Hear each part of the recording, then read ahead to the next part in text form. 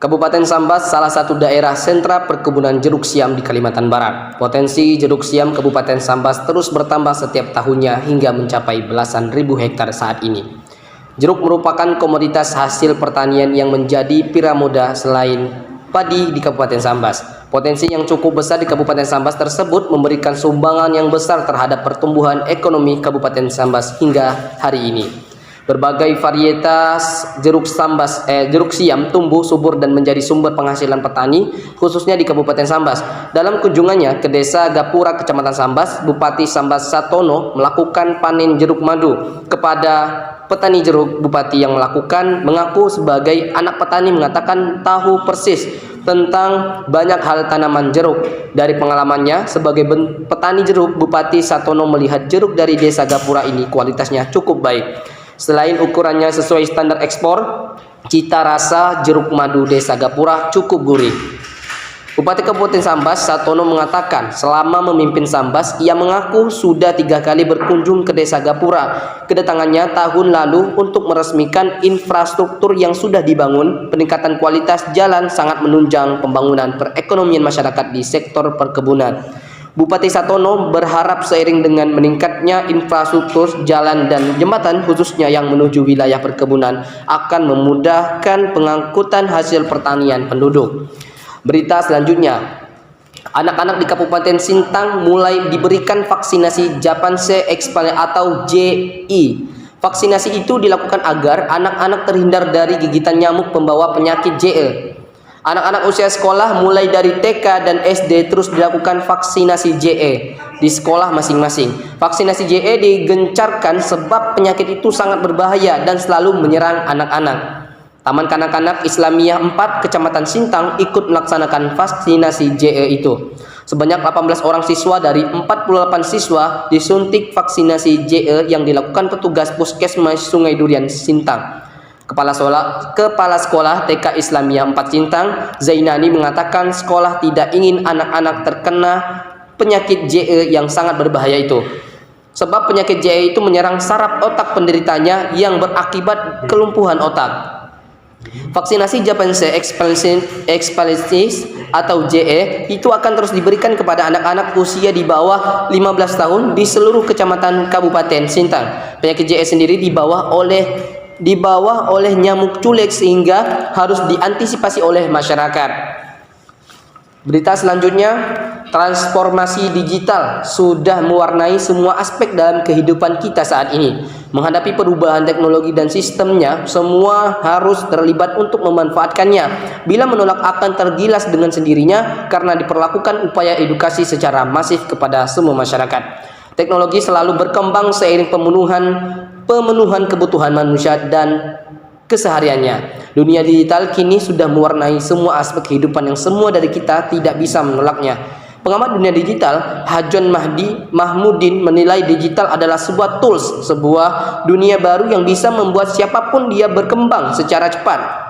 Perkembangan secara eksponensial tidak lagi linear sebab semua orang yang memanfaatkan teknologi digital berbasis jaringan internet akan merasakan dan mendapatkan lebih banyak dari yang mereka pikirkan, bisa 10 kali lipat dari kondisi normal. Hajon menggambarkan untuk marketing misalnya, dengan sistem menjual digital jauh lebih cepat dibandingkan secara konvensional.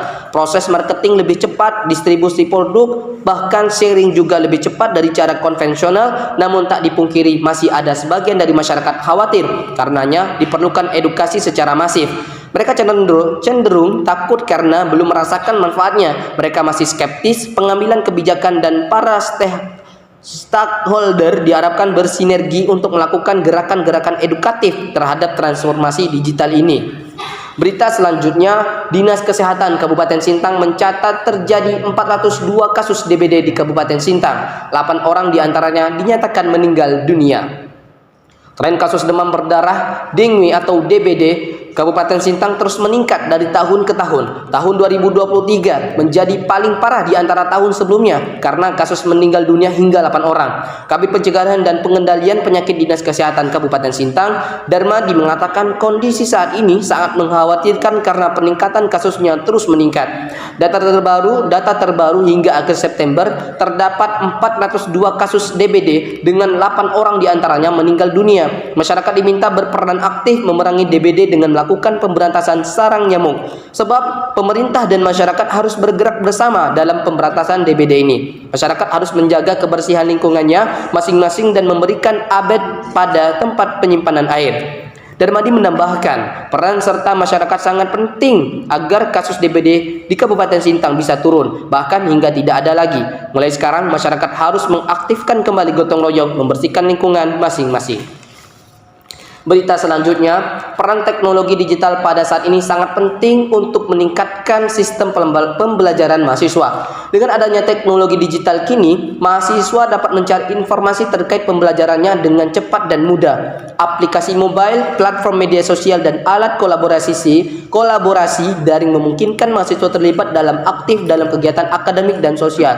Mereka dapat berpartisipasi dalam diskusi kelompok, mengakses sumber daya belajar, dan berinteraksi dengan dosen serta sesama mahasiswa dengan mudah melalui teknologi ini. Teknologi digital memungkinkan pengembangan sistem pembelajaran adaptif yang dapat menyesuaikan materi pembelajaran dengan kebutuhan dan tingkat pemahaman masing-masing mahasiswa.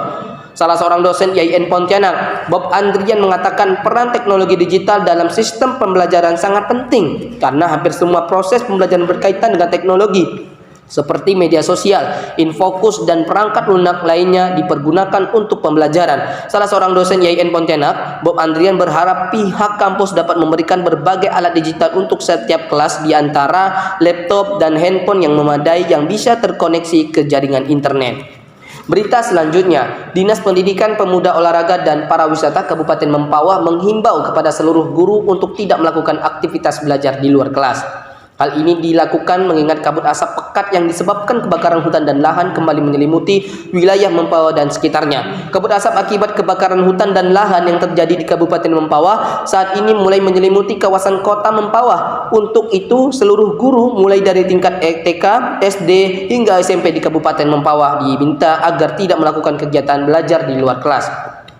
Kepala Dinas Pendidikan, Pemuda, Olahraga, dan Pariwisata Kabupaten Mempawah, El Zuratman, meminta kepada seluruh guru untuk selalu mengingatkan peserta didik agar selalu menggunakan masker ketika pergi ke sekolah. Dalam hal ini, orang tua peserta didik juga diminta agar meningkatkan anaknya untuk tidak melakukan aktivitas di luar selama kabut asap yang sampai saat ini terjadi. Sementara itu, diketahui bahwa kondisi kabut asap akibat kebakaran hutan dan lahan yang terjadi di Kabupaten Mempawah mulai berlangsung kurang lebih 2 pekan. Kabut asap mulai pekat pada pagi hari sampai dengan sore hari ini. Itu dia laporan yang dapat kami sampaikan.